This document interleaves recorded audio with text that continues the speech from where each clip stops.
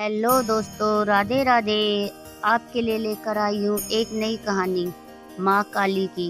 आज से लगभग लाखों वर्ष पहले सत्य युग में जब रंभ नाम के असुर की जलती हुई चिता में उसकी पत्नी महिषी कूद पड़ी और खुद की आहुति दे दी, तब उस जलती हुई चिता में से महिषासुर के अलावा रक्त बीज भी बाहर निकला, जो कि स्वयं रंभ था। और पिछले जन्म में अग्निदेव के घोर तप के कारण ही वह इस बार पूर्ण जन्म लेकर रक्त बीज के रूप में वापस लौटा था। रक्त बीज बेहद चतुर होने के साथ साथ अत्यंत बलशाली भी था। फिर भी वह अपने बल से संतुष्ट न था, इसलिए वह अमर होने की कामना के लिए जंगल की ओर चल पड़ा और फिर ब्रह्मदेव की तपस्या में लीन हो गया। तपस्या करते करते सैकड़ों वर्ष बीत गए, पर ब्रह्मदेव अब तक प्रकट न हुए। लेकिन रक्तबीज अपनी तपस्या से तप से मस्त न हुआ। वह निरंतर ब्रह्मदेव को प्रसन्न करने के लिए अपनी तपस्या में डूबा रहा और आखिर में ब्रह्मदेव को रक्तबीज के सम्मुख प्रकट होना ही पड़ा। जिसके बाद ब्रह्मदेव ने रक्तबीज को उसके गहरे तप से जगाकर अपना वरदान मांगने को कहा। फिर रक्तबीज ने ब्रह्मदेव को अपना अभिवादन देते हुए उनसे सीधा अमर होने का वरदान मांग लिया। जिसके बाद ब्रह्मदेव भी सोच में पड़ गए। काफ़ी सोच विचार करने के बाद ब्रह्मदेव ने रक्तबीज को अमरता का वरदान देने से मना कर दिया, परंतु उन्होंने रक्तबीज को एक ऐसा वरदान दे दिया जो अमरता के वरदान से बिल्कुल भी कम न था। दरअसल इस वरदान के दौरान रक्तबीज के शरीर से निकले रक्त के हर बूंद के धरती के स्पर्श मात्र से ही रक्तबीज पैदा होंगे और उसके भी रक्त के धरती के स्पर्श मात्र से और नए रक्तबीज पैदा होते ही रहेंगे, यानी कि रक्तबीज के पनपने की कोई सीमा न होगी। वरदान देने के बाद ब्रह्मदेव अंतर्ध्यान हो गए। जिसके बाद रक्तबीज ठाके लगाते हुए सीधा पाताल लोक के महिषी शासित क्षेत्र पहुंच गया।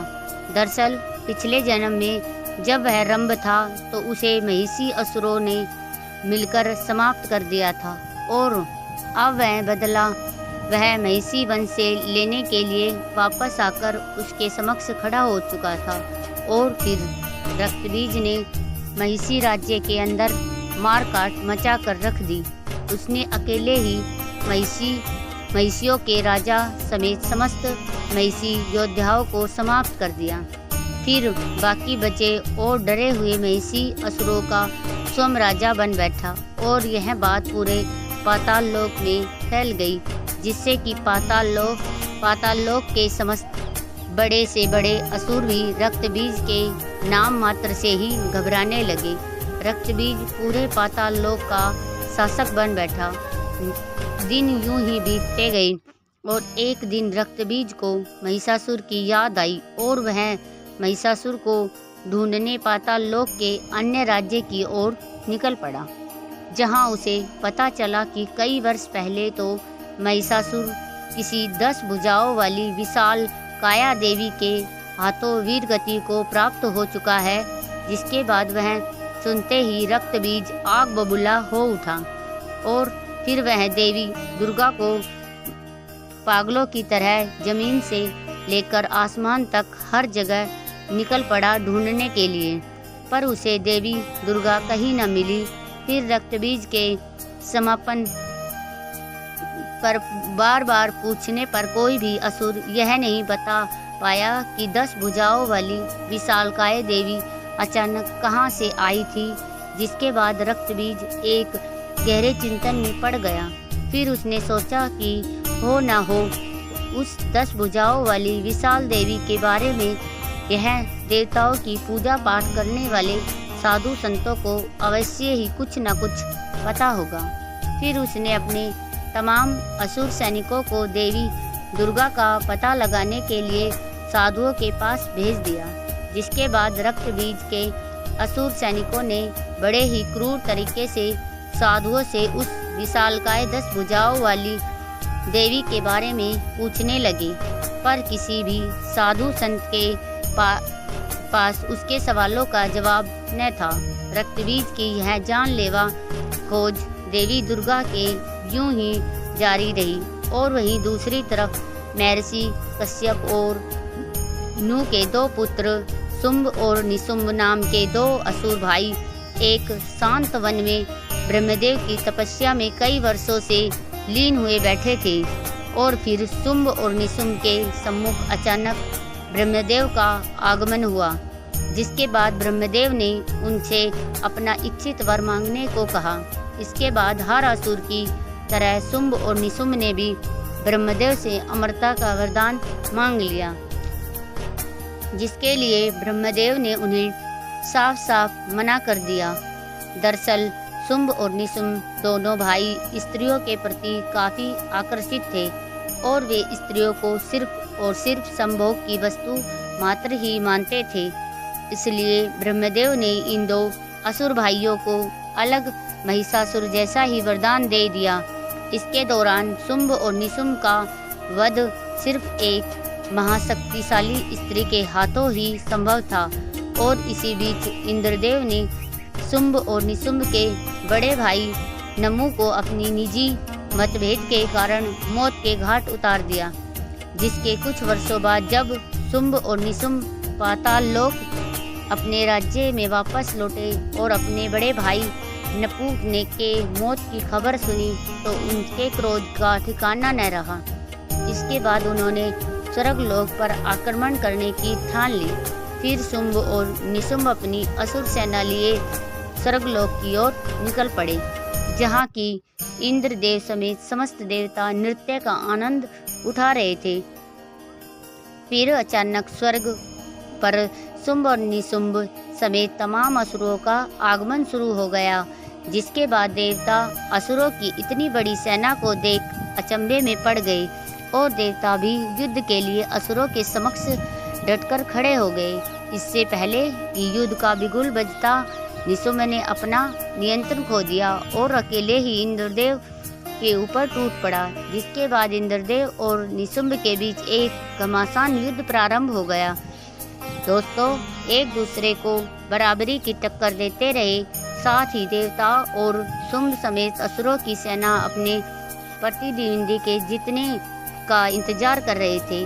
काफी समय तक शक्ति युद्ध और मल युद्ध चलते रहने के बाद इंद्रदेव ने आखिरकार निशुंभ को वही धूल चटा दी, जिसके बाद शुंभ और निशुंभ समेत पूरी असुर सेना का आत्मविश्वास युद्ध से पहले ही डगमगा गया। और वहीं इंद्रदेव के जीतने के बाद देवताओं का आत्मविश्वास ठा से लगने लगा। फिर युद्ध का बिगुल बजा और देवताओं के साथ असुरों का युद्ध प्रारंभ हो गया। इस युद्ध में देवताओं ने खुलकर अपनी शक्तियों को शुंभ और निशुंभ समेत पूरे असुर सेना का पर बरसाना शुरू कर दिया, जिसमें असुरी सेना पूरी तरह घायल होने लगी।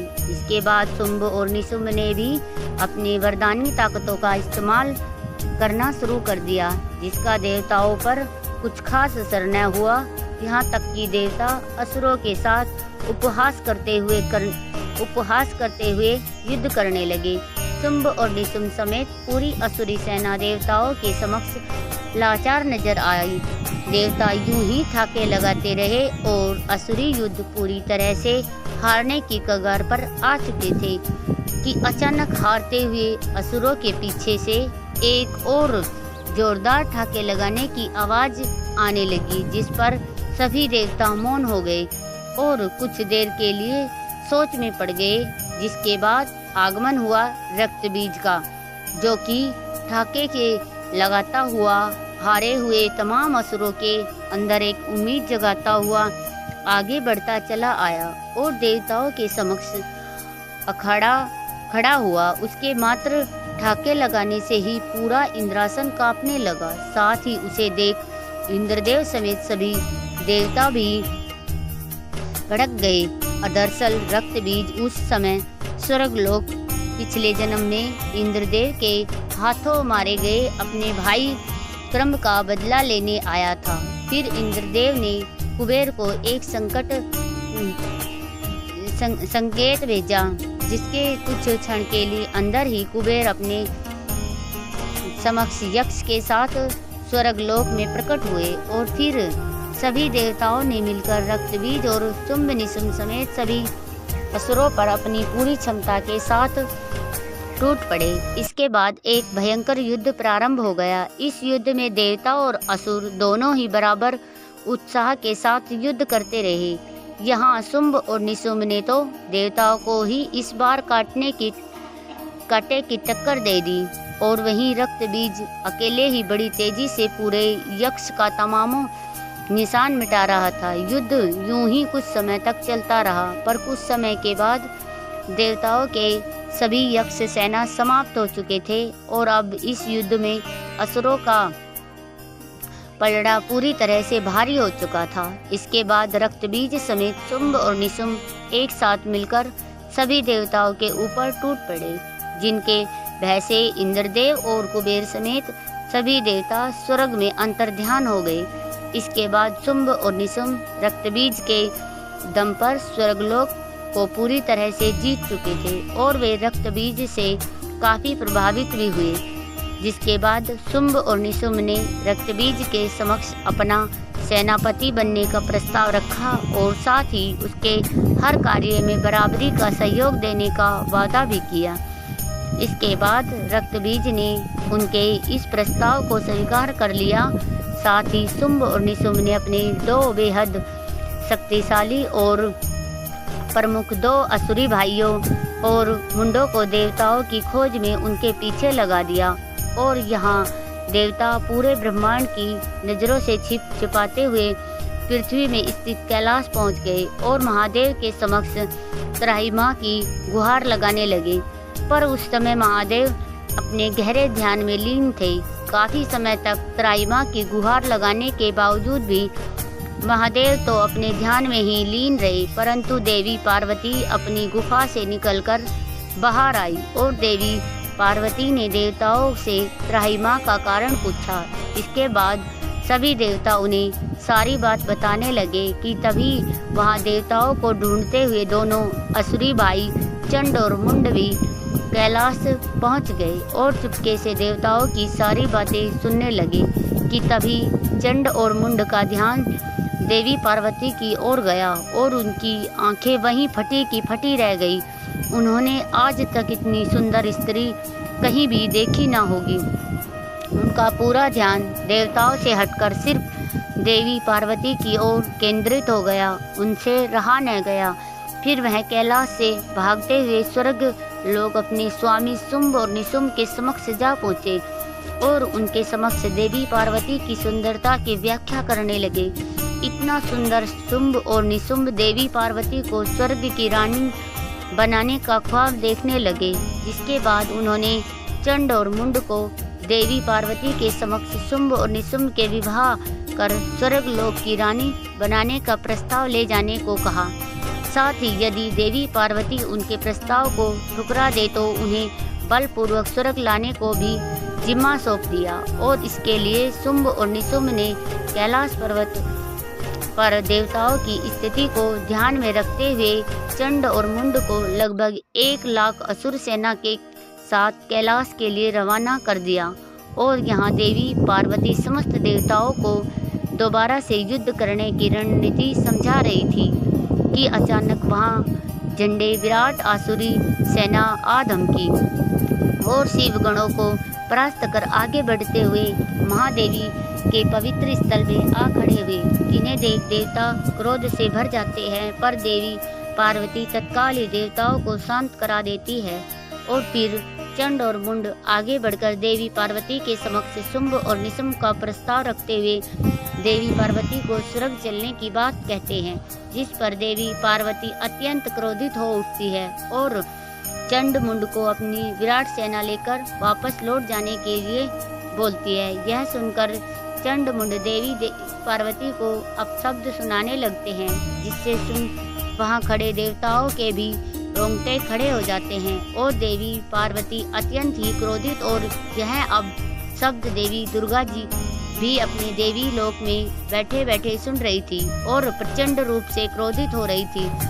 चंड मुंड देवी पार्वती को सीधी तरीके से न चलने पर केस पकड़कर घसीट कर ले जाने की बात कहने लगे, जिसके बाद देवी दुर्गा से अपने अवतार देवी पार्वती का यह अपमान सहन न हुआ और फिर देवी दुर्गा ने कैलाश पर्वत पर ध्यान में बैठे महादेव को एक दिव्य संकेत भेजा।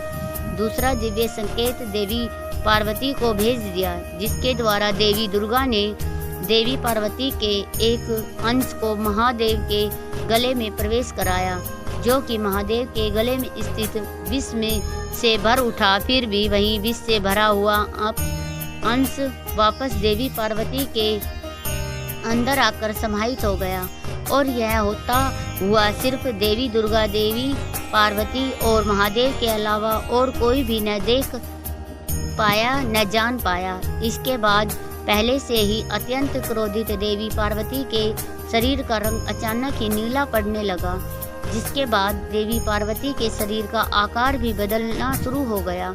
फिर देवी पार्वती का कद काठी पर्वतों के समान विशाल काय बन गया। फिर देवी पार्वती के इस काली रूप को देख चंड मुंड समेत पूरी असुर सेना थरथर कांपने लगी और देवता अचंभित मगर प्रसन्न हो उठे। जिसके बाद देवी काली ने एक जोरदार गर्जना भरी और उसके गर्जना मात्र से ही झंडे समस्त असुर सेना बहरे होने लगे, साथ साथ हवा में झटके खाकर दूर जा गिरे। फिर देवी काली ने अपने दोनों हाथों में दिव्य तलवार प्रकट कर लाखों असुरों के ऊपर टूट पड़ी। देवी काली अपने दोनों तलवारों से तमाम असुरों का विनाश करने लगी। उस समय पूरे कैलाश समेत आपस के तमाम पहाड़ी क्षेत्र देवी काली की गर्जना और पैरों के जमीन में रखे मात्र से ही धस उठे। उसके बाद आखिर चंड और मुंड दोनों ही देवी काली के आगे गिड़गिड़ाने लगे, पर प्रचंड क्रोधित देवी काली ने अपने तलवार से एक ही वार से चंड और मुंड का सिर धड़ से अलग कर दिया। इसी बीच कुछ बचे कुचे असुर बेहद भयभीत अवस्था में कैलाश से अपनी जान बचाकर भागते हुए स्वर्ग शुंभ और निशुंभ के पास चले गए और उन्हें सारी बात बताने लगे। जिसके बाद शुंभ और निशुंभ आश्चर्य में पड़ गए। उन्होंने देवी पार्वती के सम्मुख खुद की ही जान की सोचने लगे। तब उन्होंने ब्रह्मदेव का वह दिया हुआ वरदान याद आया, जिसमें उन्होंने शुंभ और निशुंभ को सिर्फ एक परम शक्तिशाली स्त्री के हाथों ही वध होने का वरदान दिया था और देवी पार्वती के इस भयंकर और विशालकाय रूप की व्याख्या सुनकर उन्हें खुद को वहीं रोक लिया और फिर शुंभ और निशुंभ को अपने मित्र और सेनापति महाप्रलयकारी रक्त बीज की याद आई। फिर उन्होंने सोचा कि देवी पार्वती के इस विशालकाय काली रूप को रक्त बीज ही काबू में ला सकता है और देवी पार्वती को अपने बलपूर्वक स्वर्ग तक ला सकता है। जिसके बाद उन्होंने रक्त बीज को याद किया। फिर कुछ क्षण बाद रक्त बीज शुंभ और निशुंभ के सम्मुख प्रकट हुआ और उसे स्वर्ग बुलाने का कारण पूछा।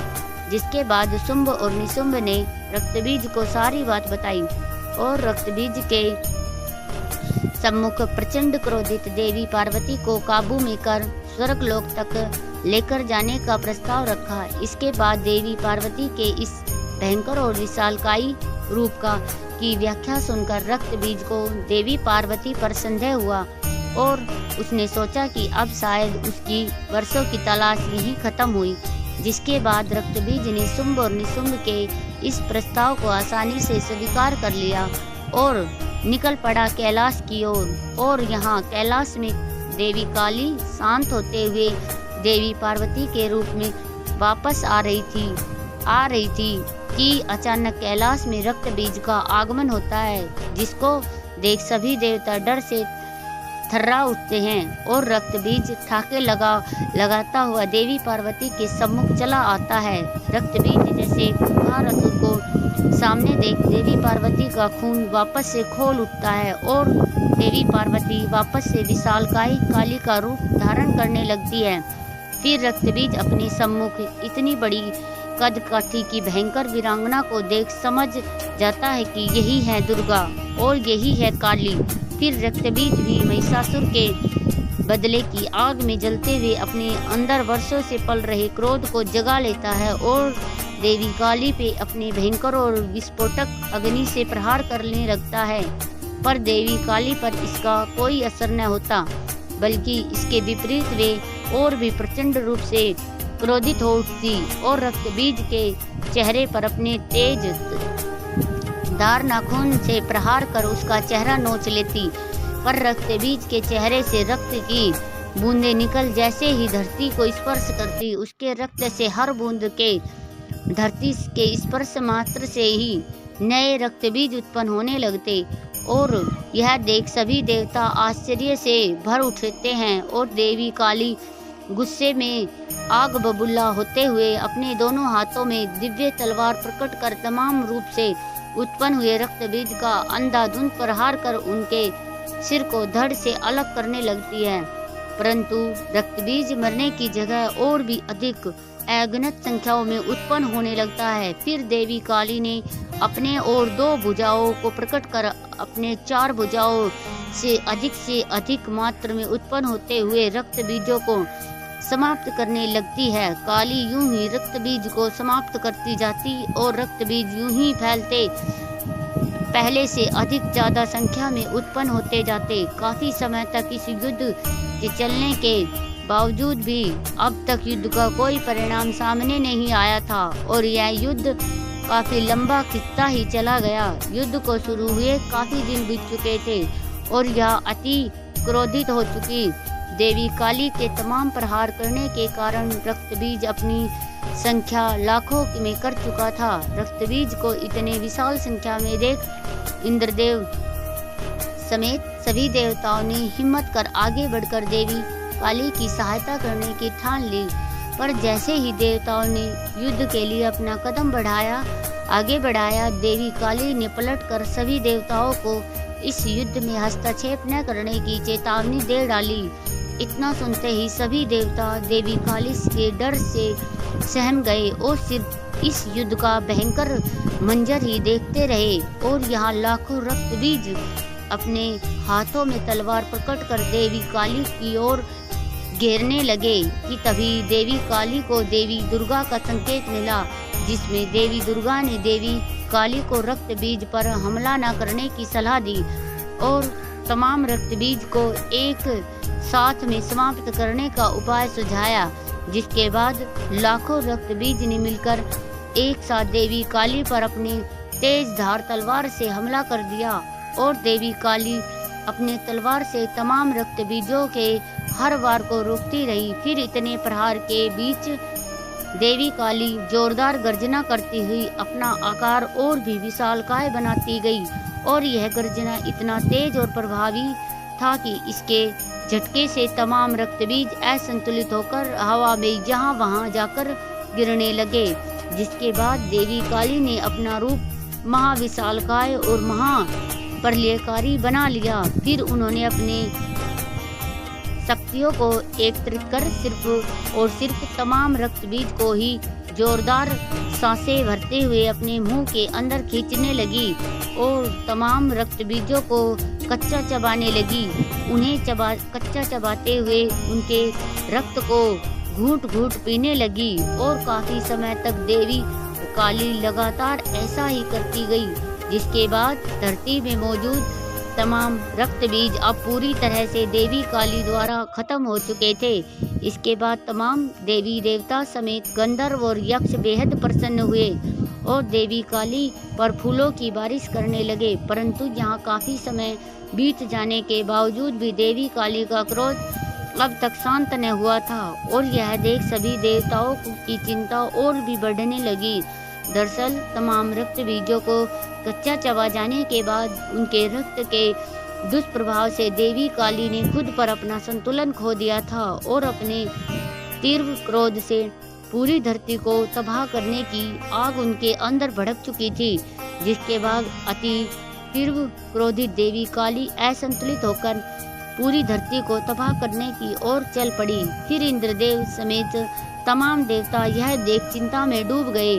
फिर उन्होंने श्री विष्णु को याद किया, जिसके बाद कैलाश में श्री विष्णु का आगमन हुआ और तमाम देवता श्री विष्णु से देवी काली को रोकने की गुहार लगाने लगे। जैसे कि श्री विष्णु अपने लिए नामुमकिन कार्य बताते हुए महादेव के लिए एक मुमकिन कार्य बताया और श्री विष्णु समेत सभी देवताओं ने महादेव को अत्यंत ही गहरे ध्यान से जगाने के लिए प्रार्थना करने लगे। जिसके बाद महादेव ने अपनी आंखें खोलते हुए श्री विष्णु को नमन किया और अपनी आंखों से तबाही के बिखरे हुए कैलाश को देखकर फिर देवताओं ने महादेव को सारी बात बताई। जिसके बाद महादेव की नजर काफी दूर तक पहुंच चुकी विशालकाय देवी काली पर गई। फिर महादेव अपने स्थान से अंतर्ध्यान हो अपना आकार बदल सीधे चलते ही जा रहे देवी काली के मार्ग पर लेट गए। इसके बाद प्रचंड क्रोधित अवस्था में चलते चलते अचानक देवी काली का पांव मार्ग पर लेटे हुए महादेव के छाती के ऊपर पड़ गया। फिर जैसे ही देवी काली की नजर पांव के नीचे दबे महादेव पर पड़ी, वैसे ही उनका सारा क्रोध शांत हो गया और साथ ही उन्हें अपनी भूल का आभास भी हुआ। जिसके बाद देवी काली अचानक सामान्य आकार में आती हुई देवी पार्वती का रूप लेने लगी। फिर मूर्छित होकर धरती पर गिरने लगी कि अचानक महादेव ने देवी पार्वती को थाम लिया और उन्हें उठाकर अपने स्थान पर लेकर आए। देवी पार्वती को मूर्छित अवस्था में देख तमाम देवी देवता समेत शिवगण चिंतित हो उठे। फिर महादेव देवी पार्वती को चेतना में वापस लेकर आए और यह देख सभी देवी देवता समेत पूरे कैलाश खुशी के मारे झूम उठा। पर काली अवतार धारण करने के कारण देवी पार्वती का रूप रंग काला पड़ चुका था, जिससे कि देवी पार्वती परेशान होने लगी। फिर महादेव ने देवी पार्वती को ब्रह्मदेव की तपस्या करने की सलाह दी। जिसके बाद देवी पार्वती कैलाश के शिव स्थान से काफी दूर जाकर किसी और पर्वत की चोटी पर बैठकर ब्रह्मदेव की तपस्या में लीन हो गई। देवी पार्वती कुछ वर्षों तक यूं ही ब्रह्मदेव की तपस्या में लीन रही। फिर एक दिन ब्रह्मदेव देवी पार्वती के सम्मुख प्रकट हुए और उनके अपना वरदान मांगने को कहा। लेकिन इसके बाद देवी पार्वती ने ब्रह्मदेव से अपना रंग रूप वापस दिलाने को कहने लगी। जिसके बाद ब्रह्मदेव ने अपने तंत्र से काली अवतार के दौरान देवी दुर्गा की शक्ति के साथ शिव के विष के आपस में समाहित होकर उत्पन्न हुए ऊर्जा को देवी पार्वती के शरीर से अलग कर दिया। जिसके फलस्वरूप देवी पार्वती का रंग रूप पहले जैसा हो गया। फिर देवी पार्वती अत्यंत ही प्रसन्न हुई। फिर देवी पार्वती के शरीर से निकली हुई वह अत्यंत ताकतवर ऊर्जा एक बड़े कद काठी की बेहद सुंदर सूरत वीरांगना में बदल गई। जिसकी दिव्यता और चमक देख देवी पार्वती और ब्रह्मदेव अत्यंत ही प्रसन्नता से भर उठे और उन्हें नया भव्य नाम देवी कौशिक दिया। साथ ही ब्रह्मदेव ने देवी कौशिक को इसी चोटी में शुंभ और निशुंभ नामक 2 असुर भाइयों के आने तक ध्यान मगन रहने की आज्ञा दी, क्योंकि ब्रह्मदेव ने देख लिया था आने वाले कल को। तो दोस्तों, आज की यह हमारी वीडियो आपको कैसी लगी कमेंट बॉक्स में ज़रूर बताएं। तो अंत में बोलो राधे राधे।